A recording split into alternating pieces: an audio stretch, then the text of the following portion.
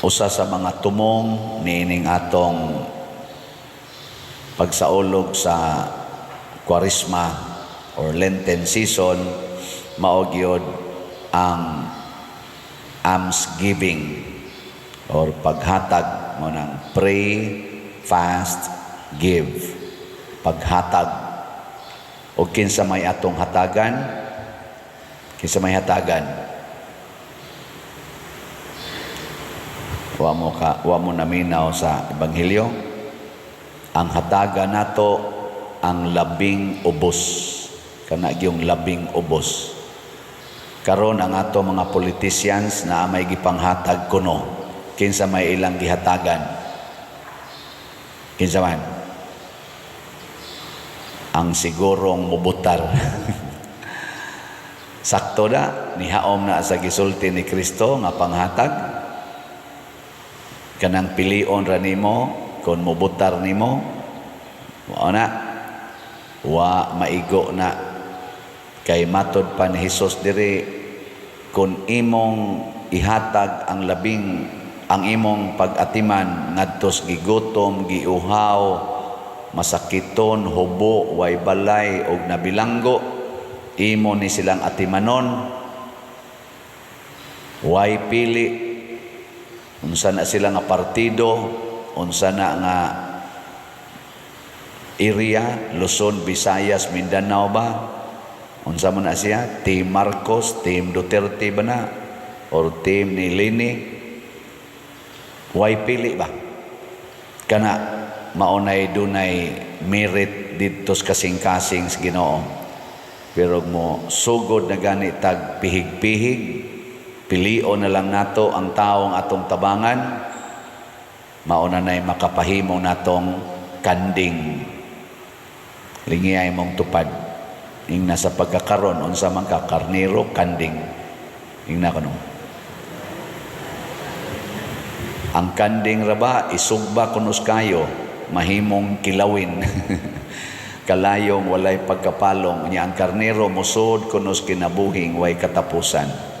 O kinsa maning karnero, kanang tanan, nagigutom, giuhaw, nagmasakiton, hubo, way balay, og nabilanggo, tanan nga iyang ma-encounter, iya giyong hatagan og pagtagad.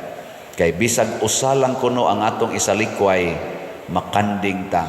Pero bisag usalang ang atong hatagan, tungod kay maorasan ay makaya nato, malangit na sadta. Muna diri sa atong unang pagbasa, giingon gyud diri sa Ginoo,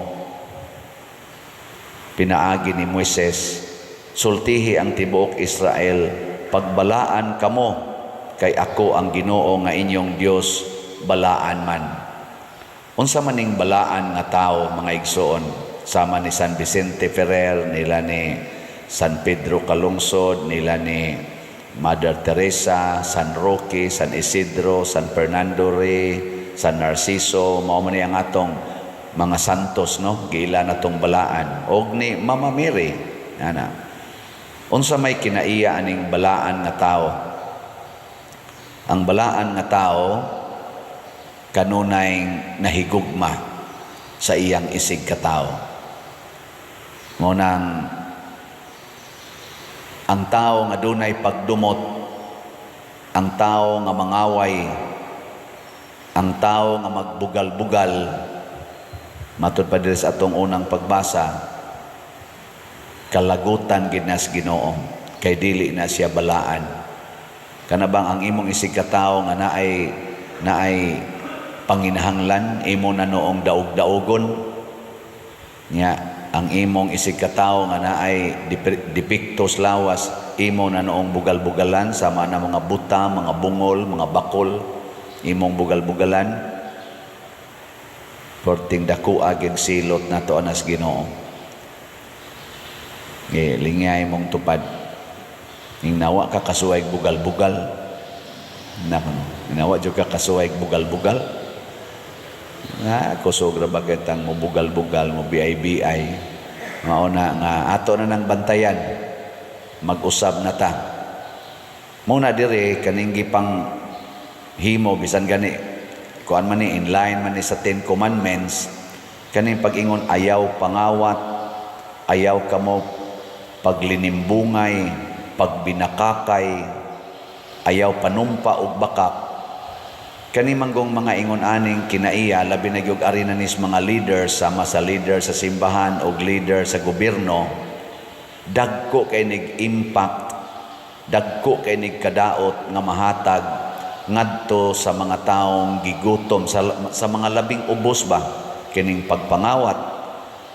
Kay kani manggong mga leaders og mao na gani mangawat sa simbahan man or sa gobyerno, purting dagkua na nilag kawaton. Dagko kayo, di na mukawat og gatos-gatos lang.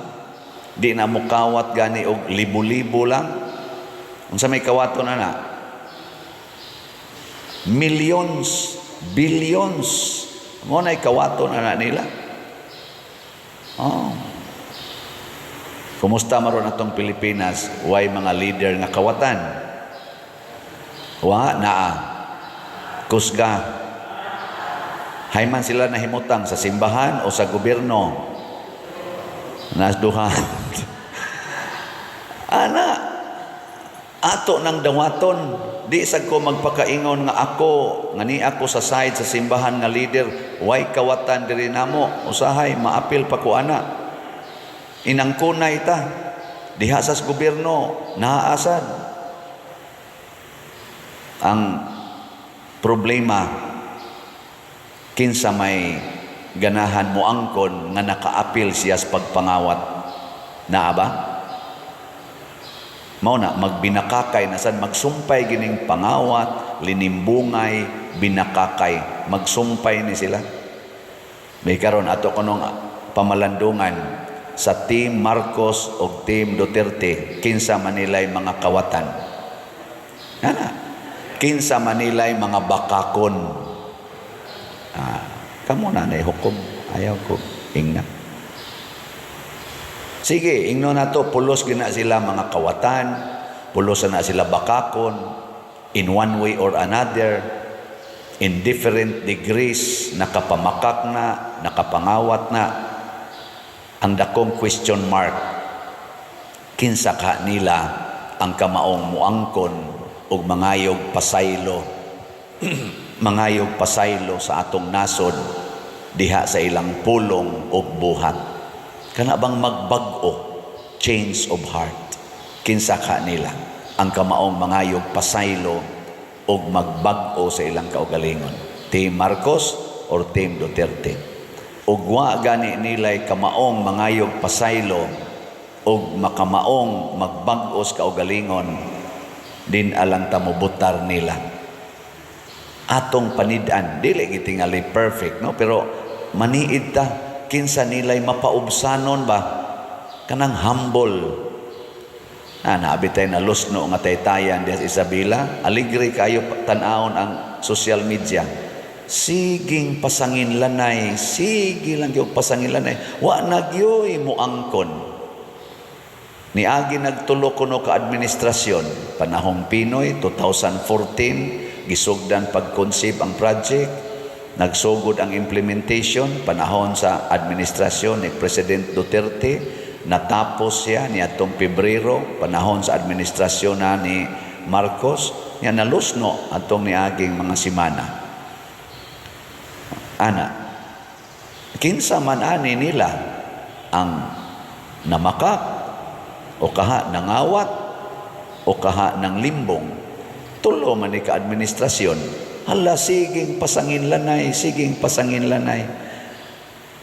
Pero success gani, success story, hala idang kunay, ako na, di atungod nako, wa na, hala pamutang anang a project of, hala inang kunay, inigkalusno na, hala linabayay. Maoni ang mga batasan sa mga leaders na makaguba sa atong kinabuhi, makapalusno sa atong katilingban. Mag-inang kunay ta, nga pulos ta sadaan, nga doon na tayo share anang maong kahimtang. Bisan kaning nahitabo ros atong nasod, ni sugod na sad ang drogas, ni sugod na sad ning ni ang atong inflation perting taasa, ning dako nagmaing atong utang ni abot nag 16.31 trillion, ning sugod na sad ning ni ang unemployment, grabe kay unemployment, kining tanang pagbaha, kining traffic, kini karong kagubot, pinatyanay na sad, linugusay na sad, ning sugod na sang krimen. Wa tay basulon ani kung dili ang atong kaugalingon. Nya magsugod ni panahon gyud eleksyon, di man kita kalimod. Ang eleksyon man maoy atong panahon sa pagpili. Magsigi lang gani gyapon tag piyong sa atong mata, magsigi lang gyapon tag sunod-sunod anang naanda natong kinaiya ng atong butaran kana mga tawo nga kunuhay sikat, maing mukanta, maing musayaw, maayong mutabi, maghimo ana mga joke-joke diha sa unsa pa nang uban diyang ilang mga entertainment nya kusog manghatag. Mao na lang gini atong butaran kanang pinakadaghan og tarpulin nga gibutang diha anang mga daan pertirabang hugawa wa ra may manglimpyo inig human. Sag-asa na lang gipamutang ang tarpulin. Kung kana gani mo'y ato lang butaran, alaot gyud ta. Alaot. Ato gyung tan-awon una kadtog yung naningkamot nga maduol sa Ginoo. Muna itong gitawag og makadiyos. Ana bang kamaong mamalandong sa mga sugo sa Ginoo. Labi na gyud kaning sugo nga whatever you do to the least of my brethren, you do it to me. Kana ikaduha, kanang ang concern mao ang mga tao. Yes, naa siya mga failures. Kinsa bagod natoy way failures, pero ang kinabag-an sa mga tao giunsa niya pag-atiman. Pero kanang mga leaders nga ang pipila ra maoy malipay pero ang kinabag-an mag-ilaid sa kalisod, di na ta mobutar ana. Kanang mga tao nga purting mo atiman panahon las kumpanya pero inig panahon ang mulingkod wa nay gibuhat para sa kinabag-an, hunongon tanana pagbutar. Ug hain na sila nahimutang na abas Team Marcos, Team Duterte or Team Lini, ala ato na silang i-reject. Kanabitang ang kinabag-an dili mo'y atimanon, ang pipilara, ang suod ra nila, ang katim ra nila. Kay kani manggong eleksyon mga igsoon sa ato yung understanding mao ning panahon na mohukom ang nasod. Og kinsa man tong mabutang sa posisyon, dili na siya mag-ingon nga para ako raning partido. Iniglingkod na ana nila gobernador ka sa tanang tao sa imong probinsya. Mayor ka sa tanang tao sa imong munisipyo o sa imong syudad. Kapitan ka sa imong mga tao nga naa sa imong barangay. Nganong i-oppress man nimo kadtong wa mo butar nimo, nya karing ni butar nimo mao ra may imong atimanon, yawanon ka nga pagka-leader. Di ka Dios nun. Hunungon tanan na pagbutar ang mga iyon anak nga leader. Presidente ka sa tibuok nasod nga Pilipinhon, dili sa imo rang mga kadugo o kaimo bakang partido o sa imo bakang probinsya o sa imong lugar. Mauna inig kalingkod na sama sa namong mga pari mi sa tibuok parokya, obispo ka sa tibuok diocese, Santo Papa ka sa tibuok kalibutan nga Katoliko. Once mapili na ta pinaagig eleksyon, niya ato nang respetuhan, ato nang mahalon. Muna'y gustos Ginoo, ayaw pang limbong diha, ayaw pa makak. Nganong mamakak mga nga presidente ra ko para aning akong mga suod. Unya kontra ko na sila. Ipapriso ko na sila. Daog-daogon ko na sila. Kay di na kauban ako. Dili, ato na ginang, imo na ginang tulubagon silang tanan. Ang mga kabos, ang mga gigotom, apil na ng mga buangon. Ingon ana, ang tulubagon sa usa ka leader nga Dios nun, dili leader nga pinili lang ang atimanon, mahimo gitang kanding ana. Gi katapos ang lingi sa imong tupad, ang di mo lingi kanding. Lingi ing na Gihigugma gid nimo ang imong mga kontra. Ina pa no. Ina kana bang kontra nimo? Gihigugma nimo. Congratulations kaning nagsigig pamalit og slots, hinaot unta gahigugma sad mo sa inyo mga kaaway aron ma-perfect ang grasyas Ginoo nga ihatag ninyo. Padayon mong palit og slot, bahalag wa na mo'y kwarta kay ang Ginoo nalay mo puno ninyo. Kay ang nindot yung kuno nga gugma kana gyud magsigi kag hatag bisag gisakitan na ka. Kanang magsigi kag pasaylo bisag naghilak na ka. Kanang magsigi gyapon kag atiman bisag ikaw himatyo na. Ato bitang nipalit na tog slot dinhi nga nag-bed ready na nya hapit na mamatay, niingon lang gyapon siya, Father, kuhaan ang envelope, ipalit ko nag-slot. Hapit na mabugto ang kinabuhi mo, palit lang gyapon slot, gahuna-huna lang gyapon sa simbahan. Pagkamatay ato, unsa ka to siya? Karnero, kanding. Kusga. Karnero. Unsay kanding karnero to eh. Perting karnero ha ato. Ana. Ang pangutana kita karon unsa kahata karong adlawa, ugmang adlawa ug sa sunod pang mga adlaw ug katuigan. I-maintain nato ang pagka karnero.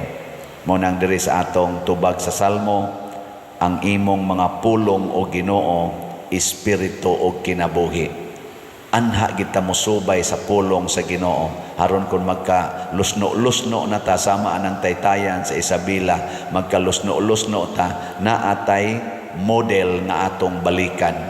Do natay benchmark nga atong mabasihan inig bag-o nato sa atong kinabuhi, ang pulong sa Ginoo.